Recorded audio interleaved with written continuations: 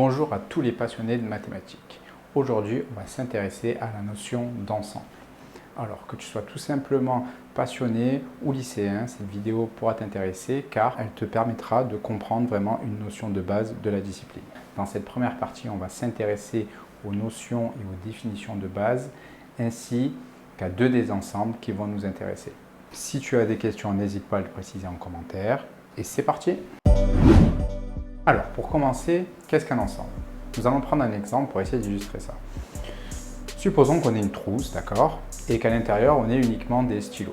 Donc, tout le monde est d'accord pour dire que la trousse va être le contenant et les stylos vont être les éléments qui sont contenus dans la trousse. D'accord? Donc, on va dire que la notion d'ensemble en mathématiques généralise cela de manière un petit peu plus abstraite, d'accord, en prenant des objets quelconques. Un ensemble est un objet mathématique qui formalise la notion de contenant sans ordre ni répétition. Bon, maintenant, si on essaie de généraliser les choses à des objets plus abstraits, à des objets quelconques, on peut représenter les choses de cette manière. Donc là, je vais avoir mon ensemble, que je vais appeler E. Je pourrais l'appeler d'une autre manière, mais je fais le choix de l'appeler E. Mon ensemble, dans cet exemple, contient deux éléments. Un triangle bleu et un rond rouge. Donc ça, c'est une façon de représenter les choses. Maintenant, si je vais écrire les choses en utilisant le formalisme mathématique approprié, d'accord? Donc cela est une notion importante. Quand on fait des mathématiques, il faut comprendre la logique qu'il y a dans les modèles, mais il faut également se familiariser avec les notations, se familiariser donc avec le formalisme qui devient de plus en plus lourd au fur et à mesure qu'on avance en niveau. Donc quand on fait des mathématiques, on apprend en quelque sorte un nouveau langage. Il est important de s'approprier donc les écritures. Et c'est normal que ça semble compliqué au départ, mais il n'y a pas de secret pour ce faire. Il faut pratiquer, répéter, écrire les choses pour que ça devienne le plus naturel possible. Donc une façon de représenter les ensembles est la façon dite en extension. Donc là, qu'est-ce que je vais faire? Je vais dire que E est égal à angle bleu, virgule ou point virgule, mon rond rouge. Cet ensemble contient exactement deux éléments. J'ai la liste ici. Dans cet exemple, un triangle bleu, un rond rouge. Donc les objets n'ont pas d'ordre spécial. Ça veut dire que cet ensemble va également être égal. D'accord? L'ordre n'a pas d'importance car dans les deux cas, je liste exactement les mêmes éléments. Donc cet ensemble a deux éléments distincts, un triangle bleu, un rond rouge. Mais je pourrais aussi écrire cela. Mais le fait de rajouter un rond rouge n'apporte pas d'information. J'ai déjà précisé que cet ensemble contenait un rond rouge. Donc en général, on n'écrit jamais l'ensemble sous cette forme. On l'écrit plutôt de cette manière ou celle-ci, de façon qui sont équivalentes, d'accord? Et donc, voilà comment de manière générale, on va représenter les ensembles. Si maintenant je m'intéresse, regardez, à un ensemble que je vais appeler A, qui contient qu'un seul élément, je vais dire par exemple le triangle bleu. Là, j'ai un ensemble A qui ne contient qu'un seul élément, en l'occurrence ici le triangle bleu. Alors, je constate que dans mon exemple, le triangle bleu appartient à l'ensemble A, mais il appartient également à l'ensemble E. Donc, tous les éléments qui appartiennent à l'ensemble A appartiennent à l'ensemble E. Mais l'inverse n'est pas vrai. Tous les éléments qui appartiennent à l'ensemble E n'appartiennent pas forcément à A, parce que l'ensemble E contient donc un rond rouge qui n'appartient pas à A.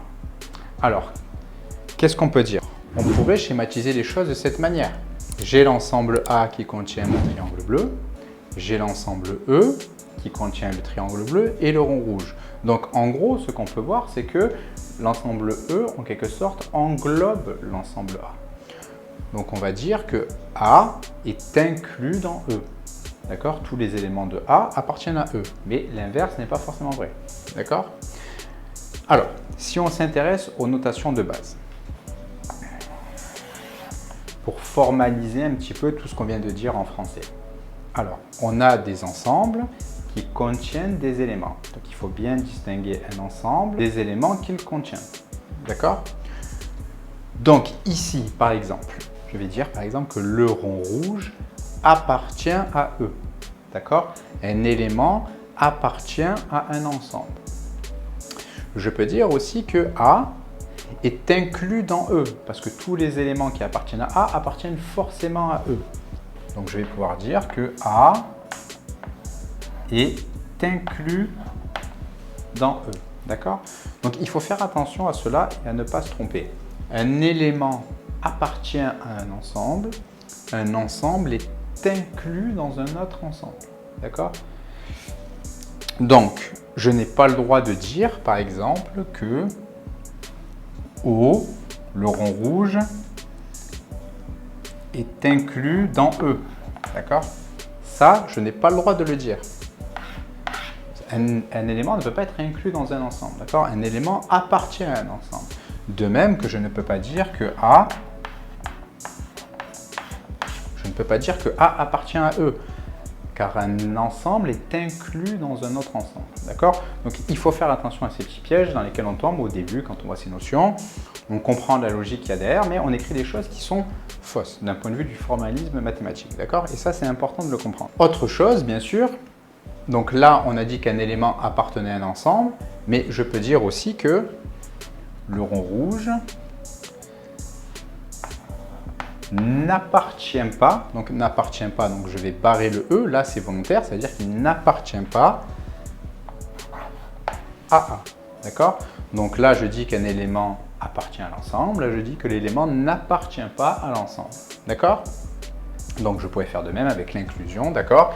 Et je pourrais dire qu'un ensemble quelconque n'est pas inclus dans E, par exemple, si ces éléments n'appartiennent pas à E. Vous allez me dire, ok, d'accord, tout ça c'est bien joli, mais quel est le rapport avec les nombres? Alors, on va y venir. On va s'intéresser maintenant aux nombres et on va essayer de voir de quelle manière on peut les ranger, entre guillemets, dans des ensembles. Donc, il existe, on va dire, entre guillemets, différents types de nombres et on va commencer par s'intéresser à ceux, si je puis dire, qui sont les plus naturels.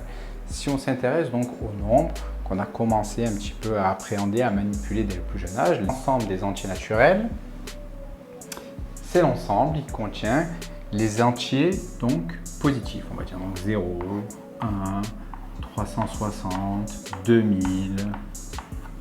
On va le représenter de cette manière. La lettre N en majuscule munie d'une double barre. Alors comme vous allez voir, tous les ensembles, on les note de cette manière. Donc les doubles barres ne sont pas là juste pour faire joli, il faut les écrire. C'est de cette manière qu'on note les ensembles. Donc si on utilise les notations de tout à l'heure, on peut dire que l'ensemble des entiers naturels, c'est l'ensemble qui contient les nombres jusqu'à plus l'infini. Donc, ce sont tous les entiers naturels positifs. Alors, on va voir ensemble l'autre ensemble qui va nous intéresser. Ce qu'on a envie de faire, c'est de continuer avec les entiers, mais de lui rajouter donc les nombres, les entiers qui se situent avant 0. Autrement dit, les nombres négatifs. Vous pouvez moins 2, moins 600, etc. Cet ensemble, on l'appelle l'ensemble des entiers relatifs parce qu'ils peuvent être négatifs, et on le note de cette manière, donc avec une sorte de Z majuscule munie d'une double barre, d'accord? Donc la double barre, comme pour N, elle n'est pas là pour faire joli, d'accord? Il faut la mettre. Et donc c'est l'ensemble qui contient tous les nombres négatifs, d'accord? Mais tous les entiers négatifs, mais également tous les entiers positifs, d'accord? Donc tous les entiers qui vont de moins l'infini jusqu'à plus l'infini. Alors, et si on reprend les écritures de tout à l'heure, qu'est-ce qu'on constate? Tous les nombres qui appartiennent à n appartiennent forcément à z, parce que toute cette partie ici de z, en fait, représente n. En revanche, tous les nombres qui appartiennent à z n'appartiennent pas forcément à n. Tous les nombres qui se situent dans cette partie n'appartiennent pas à l'ensemble des entiers naturels. Donc, si on symbolise les choses sous forme de patates, on va dire, donc là, on va avoir les entiers naturels positifs, d'accord, etc. Donc là, on va avoir l'ensemble des entiers naturels et qui est contenu, comme on peut le voir, d'accord, dans un ensemble un peu plus vaste, si je puis dire, qui lui contient les nombres négatifs qu'on va appeler Z, l'ensemble des entiers relatifs. Et si on utilise le formalisme introduit précédemment, on va pouvoir dire que l'ensemble des entiers naturels est inclus dans l'ensemble des entiers relatifs. pour chaque nombre, on va essayer de dire quel est le plus petit ensemble auquel il appartient. D'accord? Donc pour cette première partie, ça ne devrait pas être très compliqué, mais on va quand même s'exercer. Donc 3 c'est un nombre entier positif, donc le plus petit ensemble auquel il appartient, bien sûr, c'est n, l'ensemble des entiers naturels. Moins 18 est un entier négatif, donc pareil, il n'y a pas trop de pièges, il appartient à l'ensemble des entiers relatifs z. Alors, maintenant, moins 10 cinquième. Alors, qu'est-ce qu'on peut dire? Moins 10 cinquième, déjà, on a un signe moins, donc le résultat sera forcément négatif. 10 divisé par 5, ça donne 2, donc là, le résultat est bien sûr moins 2, donc ce nombre appartient à z. Maintenant, 15 tiers. Alors, attention, là on a moins 15 sur moins 3, donc on a le quotient de deux nombres négatifs, donc le résultat sera positif. Donc 15 divisé par 3, ça donne 5. Le plus petit ensemble auquel il appartient, c'est n. Dans cette première partie, on vient de présenter les notions de base en ce qui concerne les ensembles, les définitions, les notations, et on a présenté donc les entiers naturels et les entiers relatifs. Si ça t'a plu, n'hésite pas à aimer la vidéo. Si tu as des questions ou si tu as des remarques à faire, n'hésite pas à me les proposer en commentaire. Et donc je vous dis à bientôt.